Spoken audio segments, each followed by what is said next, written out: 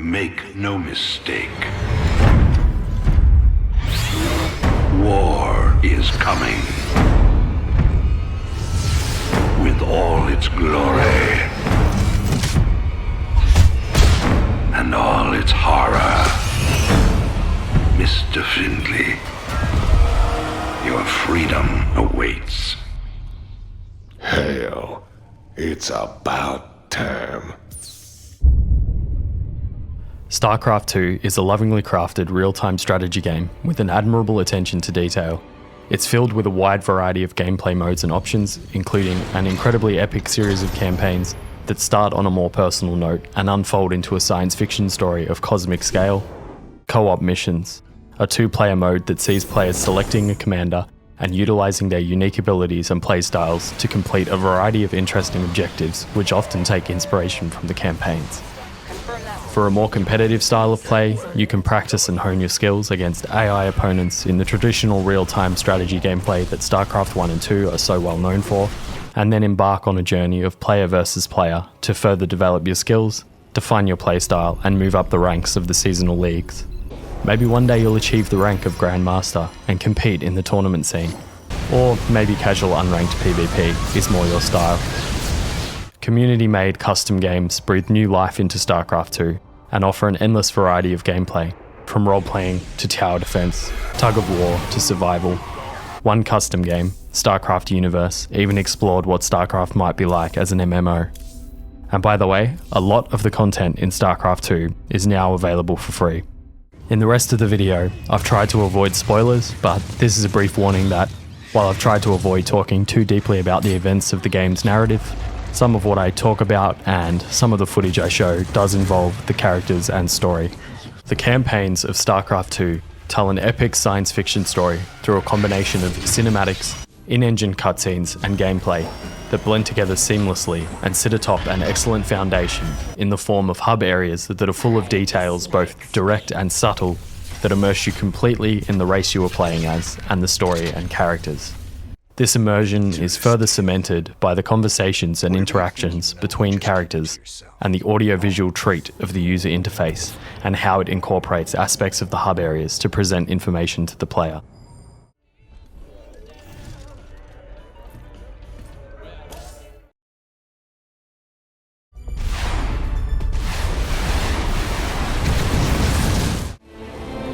After everything we've been through,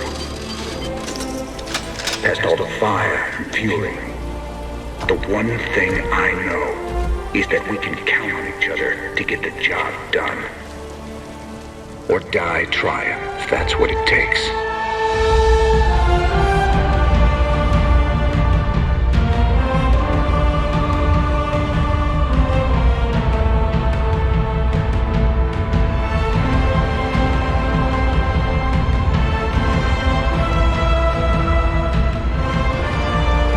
Because some things are just worth fighting for.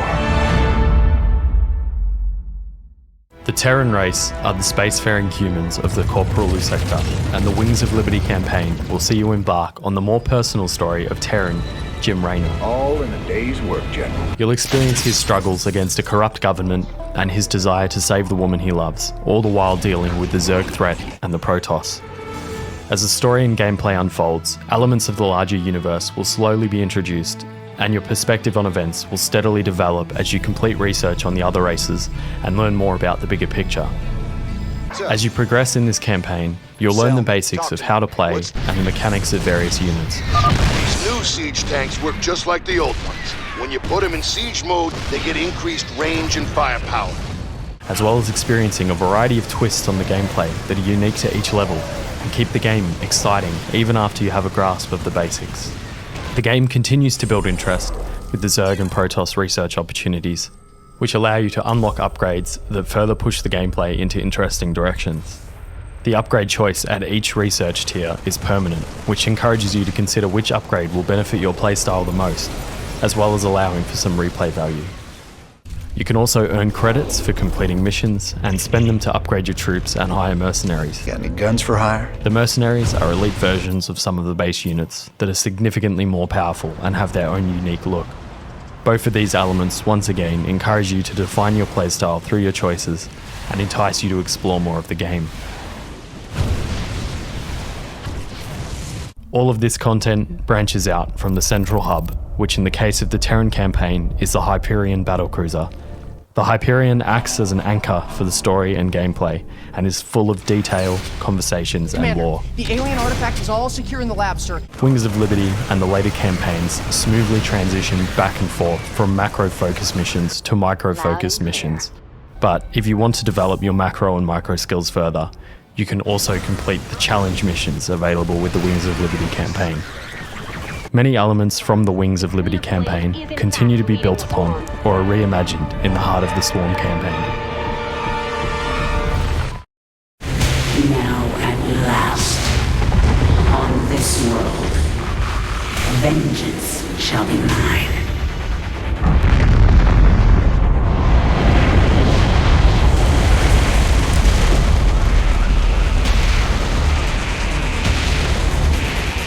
For I am the Queen of Blades.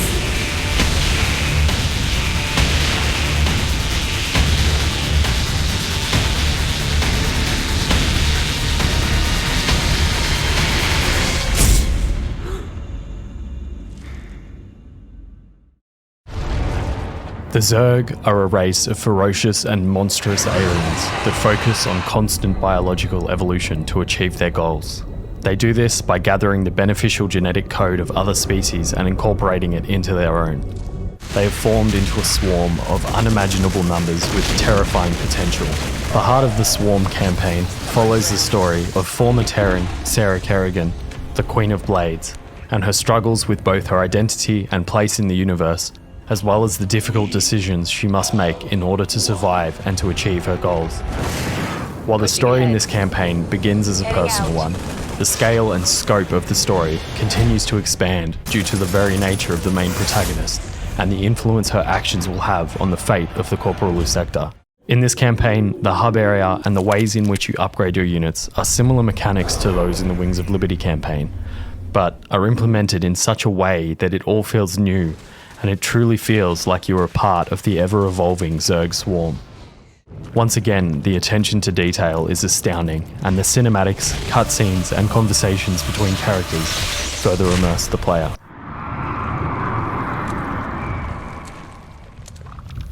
What is that sound? Failed experiments, reverting to biomass. Slow process. At least put them out of their misery first. Wasted effort. Creatures will die soon. Pain irrelevant. The hub area in this campaign is a Leviathan, a colossal spacefaring Zerg that acts as a biological mothership of sorts. Aboard this Leviathan, you can apply a variety of mutations to your units and switch back and forth between them depending on your requirements for the current mission. You can also complete evolution missions, which will allow you to choose between two powerful but permanent evolutionary strains for each of your various units. This once again encourages you to specialize and make selections based on your playstyle. Evolution complete. An interesting addition to the gameplay in the Heart of the Swarm campaign is the way in which Kerrigan gains levels and the evolutions you can unlock and apply to her as she does so. You will often take direct control of her during missions, in which she acts as a hero unit, and there is enough variety in the evolutions you can apply to her that multiple builds are viable. This makes the campaign start to feel like a role-playing game, which meshes perfectly with the intimate story of Kerrigan coming to terms with and then embracing who she is while on her quest for vengeance, and sits nicely within the larger framework of the narrative.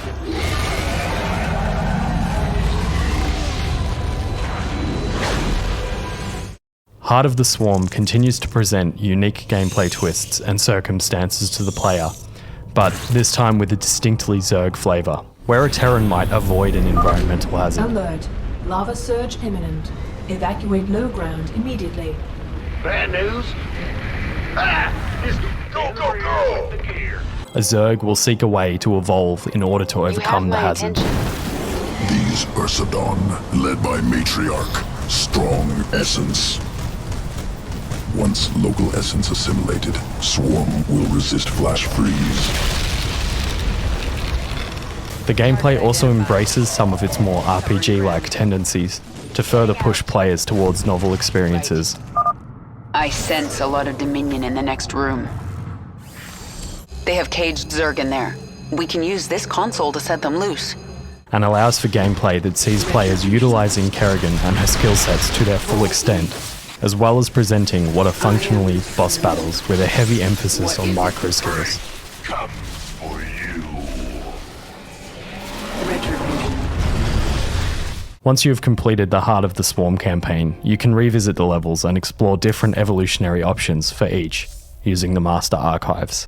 The trend of presenting similar mechanics to the player in new and interesting ways that help prevent the game from becoming stale is eloquently continued in the Legacy of the Void campaign.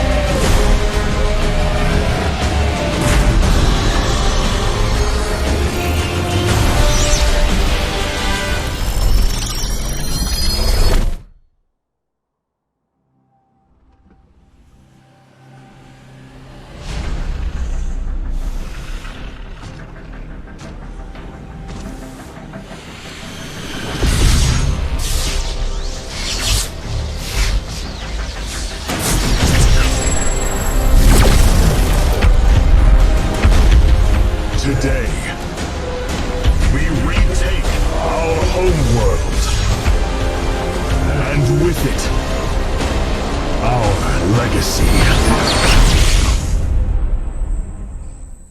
The Protoss are an advanced race of aliens with tremendous psionic abilities. Many individual Protoss are linked religiously, philosophically, and mentally via a powerful psionic connection known as the Kala. These Protoss, with the help of other factions, seek to reclaim their lost homeworld Aya from the Zerg swarm.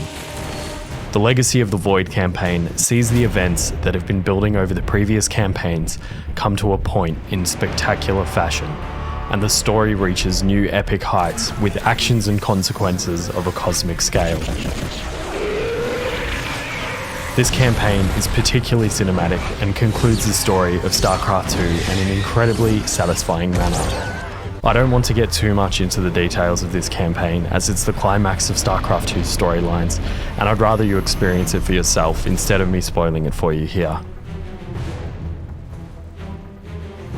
I will, however, mention that, once again, the cinematics, conversations, gameplay, user interface, and hub area are all compelling, and the upgrades you make to the ship, the Spear of Adun, and the way you utilize those upgrades to assist you on missions, as well as the ability to bring different Protoss factions into battle, are yet more gameplay additions that keep the game feeling new and interesting. Another interesting aspect of this campaign is that the personal story of the main protagonist, Artanis, differs from previous campaigns in that it is far less about him and his own needs, and takes on a much more societal tone, and discusses the importance of accepting others and their cultures and beliefs, as well as learning from and understanding the mistakes of the past in order to build a better future. We witnessed the burst of the Twilight Star. In that treasonous instant, Adun ushered the heretics and himself to fate, purifying Ire of their taint, but allowing them life. Treason?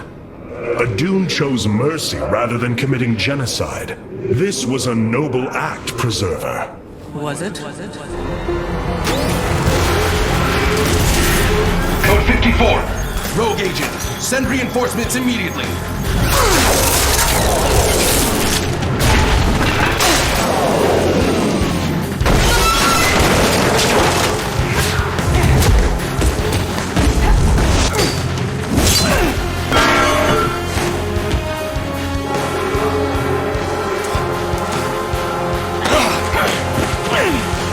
Where am I? I won't tell you. anything.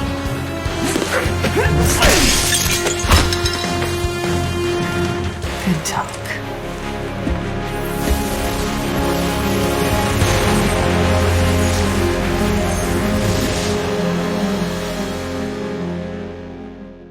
The Nova Covert Ops mission packs are an enjoyable addition to the game and a refreshing change of pace from the other campaigns. The levels are generally more intimate and focus on the character Nova, a Terran ghost who has lost her memory. The gameplay is usually more micro-focused, and the user interface is once again designed around the characters and story, which helps to portray the intimate and personal nature of the missions and storyline and their smaller scale in relation to the wider universe. The mission packs build upon some of the RPG elements first presented in the Heart of the Swarm campaign, with the key difference here being that rather than leveling up and evolving, instead you build up Nova's power by unlocking new pieces of gear that then allow for different loadouts, skills, and playstyles.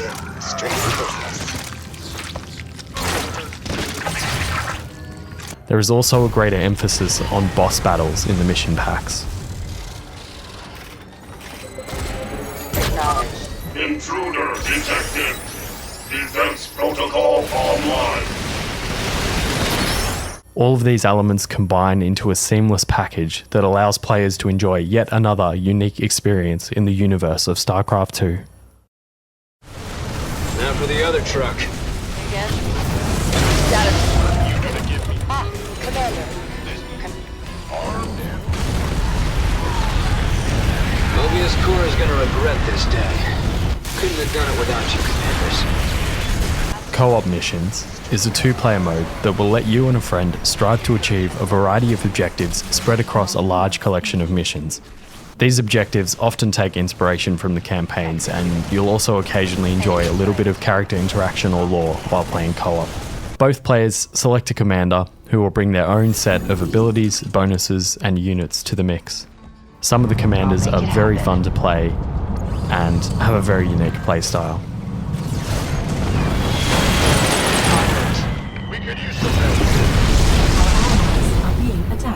You'll also unlock more powerful and interesting abilities on the commanders as you level them up by completing co-op missions and bonus objectives.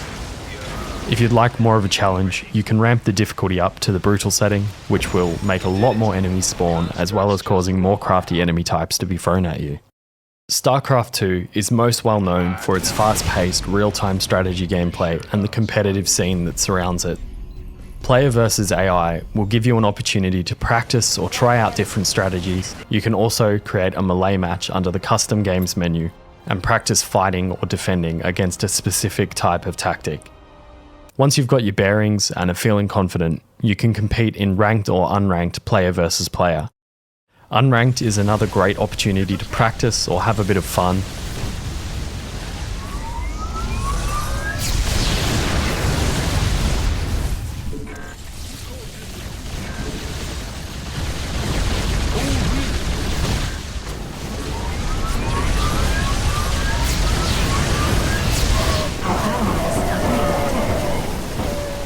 And ranked matches are a great place to test your mettle against other players and work your way up the seasonal leagues.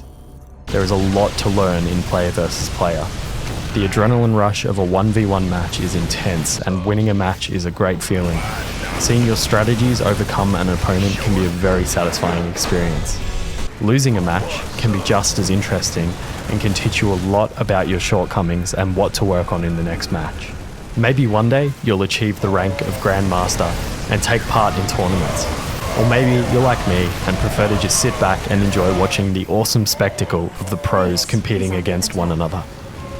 The Yoinks come in on the very, very limited number of Vikings here. The Vikings again are going to fall. The Queens have joined the fray as well for this attack. This is very, very aggressive from Cyril. Right now it's working out. He's still above the maximum supply count, finally dropping down there. Seeing so many Vikings fall is devastating for Time fans. The Banelings roll in too and force the pickup, and this base is down for the count.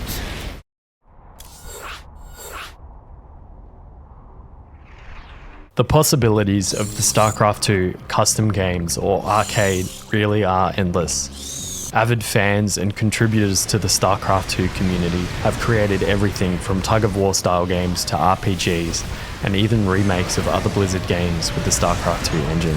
One team even explored what Starcraft might be like as an MMORPG by making Starcraft Universe, a series of levels that simulate that experience to great effect.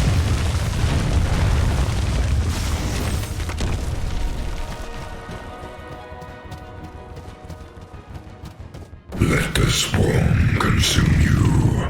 The variety of custom games available has been helped by the powerful level editing tools that Blizzard has provided, and there's always something interesting to try in the arcade of Starcraft 2. Starcraft 2 always finds ways to entice and excite the player, and the continual evolution of gameplay throughout keeps it feeling fresh and compelling even after hours with the game. You can feel the attention to detail and the love and dedication that went into every aspect of Starcraft 2. Hearts and minds, Matt. Just like you always said. You know, Matt, someday you're gonna wind up leading this bunch of misfits. I made a deal with the devil, Jimmy. You will hold her life in your hands.